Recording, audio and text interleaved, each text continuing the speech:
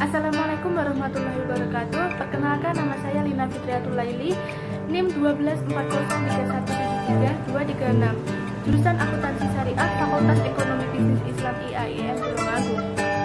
Tahun 2020 adalah tahun yang sangat sulit, khususnya negara Indonesia, karena adanya COVID-19 yang menular secara cepat telah menimbulkan kekacauan di sektor ekonomi.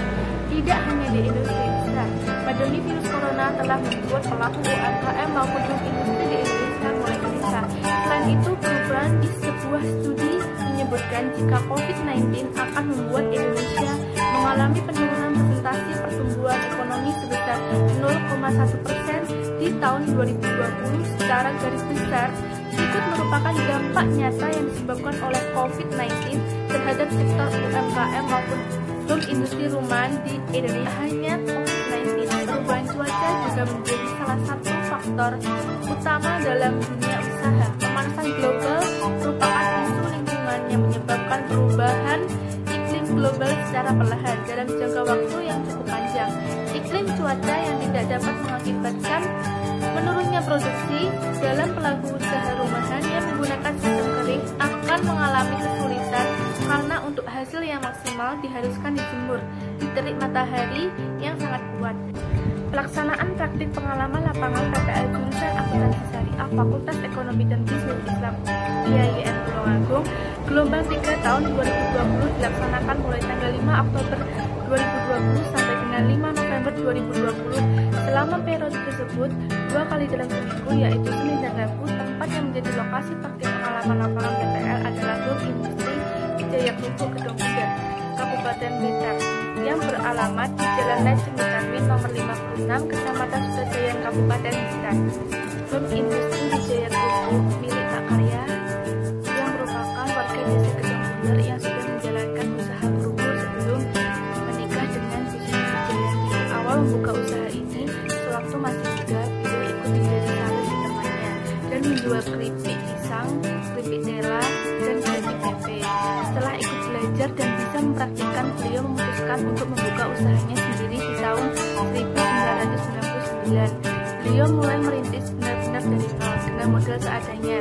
Setelah selang beberapa tahun, usaha Pak Karya berhenti karena tempat penggorengan rusak dan ada masalah lain sehingga keranjang rusak semua. Setelah Pak Karya mulai usaha lagi di tahun 2012. Dengan brand atau merek Wijaya Kerupuk ini, beliau dan istrinya berturut-turut melakukan sholat witir, sholat tahajud, dan mendapatkan nama tersebut. Setelah itu, membuka pertama di Sukorejo, Kecamatan Sudajayan, dengan terpaksa menjual mobilnya. Dia sudah memiliki 4 sales, 18 pembungkus, dan 1 penggoreng. Dengan tekad dan niat yang beliau lakukan, dan istrinya dapat membuka cabang kedua di Gedong Muda tahun 2016. Dengan sudah memiliki 13 sales, 22 tahun ini membuka cabang ketiga di Madiun dan akan membuka cabang keempat di Trenggalek. Home Industri Wijaya Kerupuk ini menjual kerupuk buah, kerupuk kulit nasi, rasa bawang dan garing, dan kerupuk lompong manis dan juga pedas manis.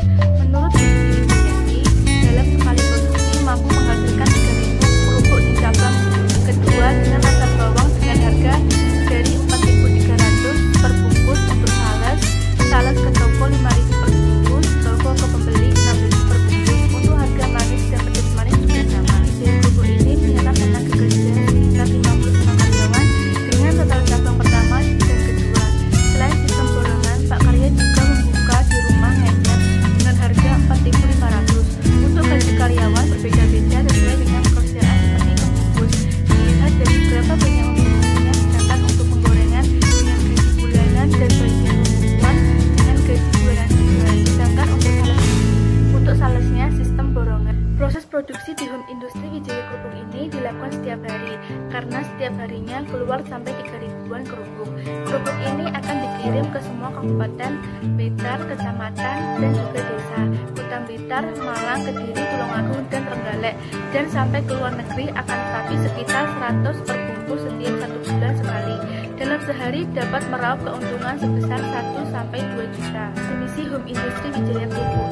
Visi dan misi ini adalah mengembangkan potensi diri dalam mengembangkan usaha mandiri, membuat usaha lebih berkualitas dan lebih semakin dikenal masyarakat luas, menjadi usaha pupuk yang mandiri dan berkualitas yang bersaing di pasar, dan juga mengembangkan usaha dengan baik, menciptakan lapangan pekerjaan.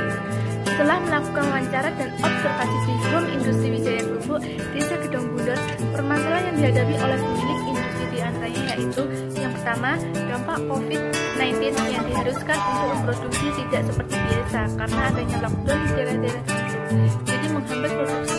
Yang kedua, perubahan cuaca. Apabila cuaca mendung ataupun hujan akan menghambat pengeringan kerupuk mentah yang biasa disebut krecek, karena waktu pengeringannya sendiri membutuhkan waktu 2 hari apabila terik matahari yang sangat panas. Saat membeli krecek juga demikian, biasanya setiap pembelian 1 ton sudah mendapatkan krecek yang sangat banyak. Akan tetapi karena masih basah tidak sebanyak saat cuaca panas. Selain itu, pembukuan ini yang masih manual. Pembukuan termasuk dalam pengelolaan keuangan yang menjadi salah satu inti keberhasilan usaha. Tanggapan dari pemilik dalam menyikapi masalah yang terjadi mengenai Home Industri Wijaya Krupuk Gedong Bunder. Yang pertama, mengenai dampak COVID-19.